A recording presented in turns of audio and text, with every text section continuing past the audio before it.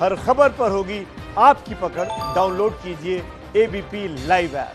हमारे साथ अंकित गुप्ता भी हमारे सहयोगी जुड़े हुए हैं। नजमा जी, मैं आपके पास आऊं उससे पहले जरा अंकित का रुख कर लेते हैं, जहां पर यह भूमि पूजन कार्यक्रम आयोजित किया गया है वहीं अंकित मौजूद है। अंकित, अभी और क्या कार्यक्रम रहने वाला है आगे? अखिलेश, फिलहाल यहाँ पर जिस बात का आप जिक्र कर रहे थे, सर्वधर्म जो प्रार्थना सभा है वो चल रही है। मैं इस वक्त वहीं पर मौजूद हूँ। ये देखिए, ये यहाँ पर सर्वधर्म प्रार्थना सभा चल रही है और ये जब पूरी हो जाएगी उसके बाद में अब से करीबन जो है 15 से 20 मिनट बाद प्रधानमंत्री का संबोधन भी होगा।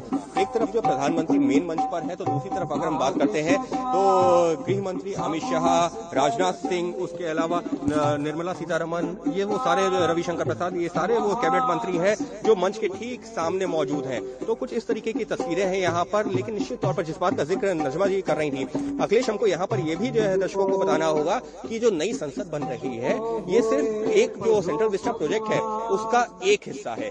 नई संसद भवन अगले 2 साल में बनकर तैयार करने का लक्ष्य रखा गया है, लेकिन जो सेंट्रल विस्टा प्रोजेक्ट है वो 2024 तक का उसका जो लक्ष्य रखा गया है उसको बना करके तैयार किया जाए। सेंट्रल विस्टा प्रोजेक्ट क्या है ये भी दर्शकों को बताना जरूरी है। सेंट्रल विस्टा प्रोजेक्ट, जिसका संसद भवन एक हिस्सा है, सेंट्रल विस्टा प्रोजेक्ट के तहत जो नॉर्थ ब्लॉक और साउथ ब्लॉक है, राष्ट्रपति भवन के जो है नॉर्थ में और साउथ में, जहाँ पर प्रधानमंत्री कार्यालय भी साउथ ब्लॉक में, तो वो सारा जो है जो नॉर्थ ब्लॉक और साउथ ब्लॉक में अभी जितने भी कार्यालय हैं, मंत्रालय हैं, उन सबको एक नए सिरे से शिफ्ट किया जाएगा। कहाँ शिफ्ट किया जाएगा?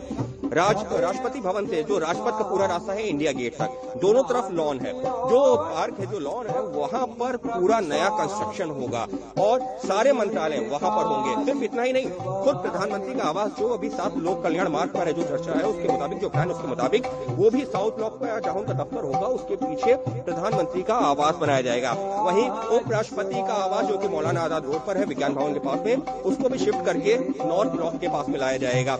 इस तरीके की कार्य योजना है। खासियत क्या होगी? जो सेंट्रल विस्टा प्रोजेक्ट है, संसद भवन जिसका जो है, संसद भवन परिसर जिसका हिस्सा है, जिसका शिलान्यास किया गया है प्रधानमंत्री नरेंद्र मोदी के द्वारा, सारे जितने भी ये डिपार्टमेंट्स होंगे, मंत्रालय होंगे, ये सब अंडरग्राउंड जो कनेक्ट करेंगे एक दूसरे से, क्योंकि ये एक बड़ा जो है चर्चा का विषय था। सुप्रीम कोर्ट में सुनवाई हुई थी कि अगर इस तरीके से यहाँ पर कंस्ट्रक्शन हो जाएगा तो ट्रैफिक जाम एक बहुत बड़ी समस्या होगी, क्योंकि रोजाना हजारों कर्मचारी आते हैं काम पर और ये एक बड़ी समस्या हो सकती है, जिसके बारे में जानकारी दी गई थी कि अंडरग्राउंड सब एक दूसरे से कनेक्ट होंगे। तो कुल मिलाकर के एक बहुत बड़ा प्रोजेक्ट, लेकिन जिसका आज जो शुरुआत हुई, जिसका शिलान्यास हुआ है, प्रधानमंत्री ने किया है और निश्चित तौर पर भारत के आजाद भारत के इतिहास में एक बहुत बड़ा कदम आज ये हमको यहाँ पर देखने को मिला है। बिल्कुल बिल्कुल, आप सही कह रहे हो। ऐसे में नजमा हेपतुल्ला जी, तो सवाल तो ये भी है कि ऐसा लग रहा है कि जो लुटियन जोन जिसे हम लोग कहते रहे उसकी पूरी तस्वीर ही बदल जाएगी। आप लोग तो बहुत मिस करेंगे जिन्होंने लंबे वक्त तक इस बिल्डिंग में अपना जीवन बिताया। एक तरीके से 36 सालों तक आप सांसद रहे। हाँ, बदल तो जाएगा, मगर हर दौर में तब्दीली तो आती है। तब्दीली की चेंज तो करना ही पड़ता है। जी, और आप ये भी कह रही हैं कि बदलाव बहुत आवश्यक था। अब वाकई में जरूरत थी कि थोड़ी और जगह मिले सांसदों को, तमाम मंत्रियों को, अलग अलग कार्यालयों के लिए। मुझे लगता है कि अब एमपी का कंट्रीब्यूशन भी अच्छा और बढ़ जाएगा। तो अब नई इमारत में जो तमाम एमपी जाने वाले हैं उन्हें कुछ आप सलाह, कुछ नसीहत देना चाहेंगी नजमा जी? मैं सलाह यही दूंगी कि हमारा जनतंत्र, हमारी डेमोक्रेसी को जितना हो मजबूत करें, क्योंकि इसी में देश की भलाई है। जिस तरह का अलग अलग हमारे देश में अलग अलग जबान बोलने वाले, अलग अलग कपड़े पहनने वाले, अलग अलग खाना खाने वाले, अलग अलग धर्मों को मानने वाले लोग हैं, उनमें एकता लाने का एक ही तरीका है, वो है हमारी जनतंत्र, हमारी डेमोक्रेसी। हर एक को मौका देती है कि वो अपनी बात कह सके, अपने जो भी उसके मन में है उसको वो बोल सके। तो मैं समझती हूँ कि अगर नई बिल्डिंग हो या पुरानी बिल्डिंग हो, सबसे पहली हमारी जिम्मेदारी होती है कि हम अपने जनतंत्र को मजबूत रखें। बिल्डिंग से इतना फर्क नहीं पड़ता, मगर जरूरतें होती हैं, उसके लिए जरूरत होती है तो नई बिल्डिंग की जरूरत पड़ी, क्योंकि संसदों को और अच्छे सुविधाएं मिले ताकि वो ज्यादा अच्छा कंट्रीब्यूशन करें। तो मैं उम्मीद करती हूँ कि अब संसदों को जगह मिलेगी, उनको ऑफिस मिलेंगे, उनको स्टाफ मिलेगा और वो अपना कंट्रीब्यूशन जनतंत्र को मजबूत करने के लिए लगाएंगे, हमारी डेमोक्रेसी को मजबूत करेंगे ताकि हमारा देश आगे बढ़े, मजबूत हो, स्तर हो और एकता और हमारी एकता और अखंडता को कायम रखें। बिल्कुल, उसे अक्षुण्ण रखें, ये बहुत जरूरी है। अंकित, आप कुछ कहना चाह रहे थे काफी देर से, कोई जानकारी कुछ वहां मिल पा रही है आपको? अखिलेश, मैं जो है नजमा जी से एक सवाल पूछना चाह रहा हूँ कि जो अभी मौजूदा संसद भवन है, इसका सेंट्रल हॉल की बहुत महत्ता है। जो संसद भवन है वहां पर सेंट्रल हॉल को लेकर के नहीं, वहां पर जो है कॉन्स्टिट्यूशन हॉल की बात हो रही है। तो सेंट्रल हॉल को लेकर के निश्चित तौर पर बहुत सारी यादें होंगी, क्योंकि बहुत सारे ऐतिहासिक कानून, खुद संविधान सभा की जो यादें वहां से जुड़ी हुई हैं। तो नजमा जी हो सकता है हमारे साथ, क्योंकि इतना लंबा अनुभव रहा है कि बहुत सारी यादें सेंट्रल हॉल से जुड़ी हुई हमारे साथ में शेयर कर सकती हैं। अगर नजमा जी को कुछ याद आ रहा हो कि सेंट्रल हॉल की क्या महत्ता रही है जब वो लोग पहली बार यहाँ पर आई थी और उसके बाद में जब यहाँ वक्त गुजारा है। तो जी नजमा जी, आपकी आवाज बराबर आ नहीं रही है क्योंकि इसमें डिस्टरबेंस हो रही है, दूसरे लोग गाना गा रहे हैं। मैं सवाल कम कर दें। सेंट्रल हॉल की बात हो रही है नजमा जी। अंकित हमारे सहयोगी हैं, वो आपसे ये कह रहे थे कि आप तो लंबे वक्त तक सांसद रही हैं, सेंट्रल हॉल से कुछ जुड़ी अगर यादें आपकी हों, क्योंकि उसका बड़ा ऐतिहासिक महत्व है देश की आजादी से लेकर अब तक का, कई सभाएं वहां पर हुई। सेंट्रल हॉल में कॉन्स्टिट्यूशन पास किया गया। सबसे बड़ी बात तो ये है कि जिस संविधान पे हमारी डेमोक्रेसी चलती है वहां पर हमारा संविधान पास किया गया। और उसके अलावा हमारे जो जिन नेताओं ने हमें आजादी दिलाई, उन नेताओं ने बैठ के वहां डिस्कशन किए जो आज हमारे काम आ रहे हैं। हमें संसद, हमारे संविधान में हमने जरूरत के मुताबिक तब्दीली करी है, अमेंडमेंट लाए हैं, मगर जो बेसिक हमारा प्रिंसिपल है, बेसिक हमारे जो संविधान की धाराएं हैं वो कायम है। बेसिक डेमोक्रेसी संविधान का उस तब्दीली नहीं आई। ये से पहले तो ये एक बात है। दूसरे, अलग अलग दुनिया के नेताओं ने आके सेंट्रल हॉल में एड्रेस किया है और हमारी सेंट्रल हॉल की अहमियत को समझा है। मैंने भी अपने 36 साल में देखा है कि कितने बाहर के लीडर्स आए। इंग्लैंड के जो हम ब्रिटिश पार्लियामेंट्री सिस्टम, हमने वेस्टमिनिस्टर सिस्टम अडॉप्ट किया है।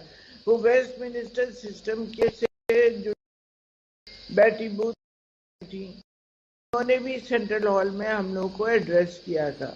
तो सेंट्रल हॉल की अपनी ये अहमियत बहुत ज्यादा है और मुझे लगता है कि क्योंकि वो संसद भवन रहेगा, उसको एक म्यूजियम के तौर पे बना देना चाहिए ताकि जो लोग आए तो वो उसको देख सकें।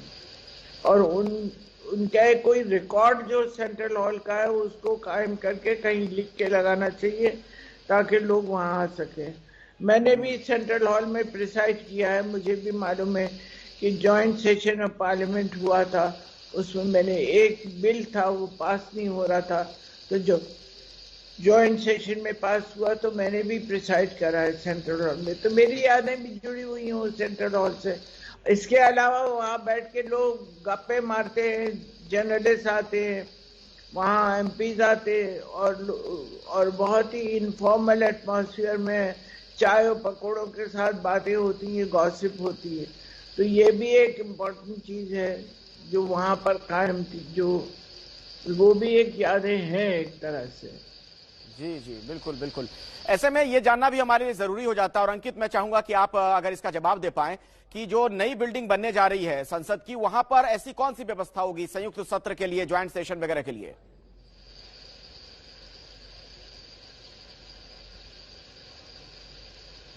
मुझे लगता है वहां होना चाहिए, बहुत जरूरी है। जी जी बिल्कुल बिल्कुल बिल्कुल। अंकित, क्या आप मुझे सुन पा रहे हैं?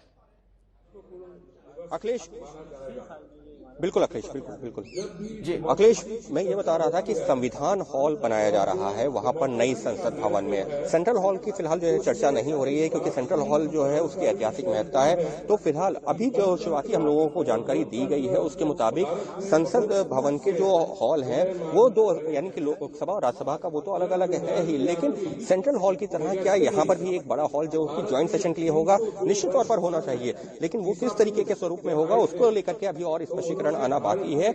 लेकिन मकसद जो सेंट्रल हॉल का था वो यही था कि ज्वाइंट जब सेशन हो, तो निश्चित तौर पर ऐसे भी मौके आते हैं कभी कभी कि ज्वाइंट सेशन बुलाया जाता है, तो ऐसे मौकों के लिए भी निश्चित तौर पर इस जो नए संसद भवन में उसका प्रावधान किया गया होगा। लेकिन उसका पूरा स्वरूप क्या होगा यह भी ये मैं कहना जो है शायद मेरे लिए मतलब मेरे पास में उस तरह की जानकारी नहीं है। लेकिन फिलहाल बात की जाए नए संसद भवन की, तो उसमें अभी का जो मौजूदा जो संसद का स्वरूप है, यानी कि लोकसभा में जो है 545 और लोकसभा राज्यसभा में 245, तो अब जो है यानी कि करीबन 800 जो सांसदों के बैठने की व्यवस्था थी उसको बढ़ा करके 1200 से ज्यादा किया जाएगा। तो अपने आप में समझा जा सकता है कि उसका दायरा बढ़ाया जाएगा। बिल्कुल। जिस सवाल का जवाब आप चाह रहे हैं, तो मुमकिन है कि वो भी जो है उसका भी वहां इंतजाम किया जाएगा। यानी कि नजमा हेपतुल्ला जी भी यही कह रही हैं कि ऐसी कोई व्यवस्था वहां पर होनी चाहिए। नजमा जी, मैं चाहूंगा जरा इन तस्वीरों के बारे में भी कुछ आप बताएं हमारे दर्शकों को, जो लगातार हम दिखा रहे हैं। प्रधानमंत्री नरेंद्र मोदी जब 2014 में पहली बार पहुंचे थे संसद में, किस तरीके से झुककर माथा टेका था उन्होंने, साष्टांग दंडवत किया था लोकतंत्र के इस मंदिर को। हाँ, बिल्कुल किया था। ये बताता है कि प्रधानमंत्री गणतंत्र में कितनी विश्वास रखते हैं। दूसरी चीज जो सेंट्रल हॉल के ताल्लुक से आप कह रहे हैं, सेंट्रल हॉल या पुराने संसद भवन में कोई कैंटीन नहीं था। कैंटीन की कोई जगह नहीं थी कि जहां ऊपर एक कमरा था जिसमें लोग जाके खाना वाना खा लेते थे, मगर कोई ऐसी जगह नहीं थी कि जहां एमपी जब खाली हो तो वह बैठे। तो इसलिए सेंट्रल हॉल का इस्तेमाल होता था और वहां सब जर्नलिस्ट लोग आते थे, उनसे इनफॉर्मल तरीके पे बातचीत होती। मुझे लगता है कि हमारे जनतंत्र को मजबूत करने के लिए, डेमोक्रेसी को मजबूत करने के लिए मीडिया का भी एक बहुत बड़ा रोल है और वो मीडिया के लिए भी जगह बनाना चाहिए ताकि एमपी फ्रीली मीडिया के साथ में बातचीत कर सके, मिल सके, बैठ सके। वो सेंट्रल हॉल जो पुरानी बिल्डिंग का था वो उसका काम करता था। दूसरी बात कि सेंट्रल हॉल की जो एक और खास बात थी कि जिन लोगों ने क्या आजादी की लड़ाई में हिस्सा लिया, जिन नेताओं ने आगे फ्रंट रो के लीडर थे, जिन्होंने संसद भवन में बैठ के हमारा संविधान पास किया, उनकी तस्वीरें वहां लगी हुई थी। बिल्कुल। और कई ऐतिहासिक लम्हों का गवाह भी ये सेंट्रल हॉल बना है। कई ऐसी घटनाएं जो यहाँ पर हुई, कई सभाएं हुई, उनका हर जगह जिक्र है इतिहास के पन्नों में भी।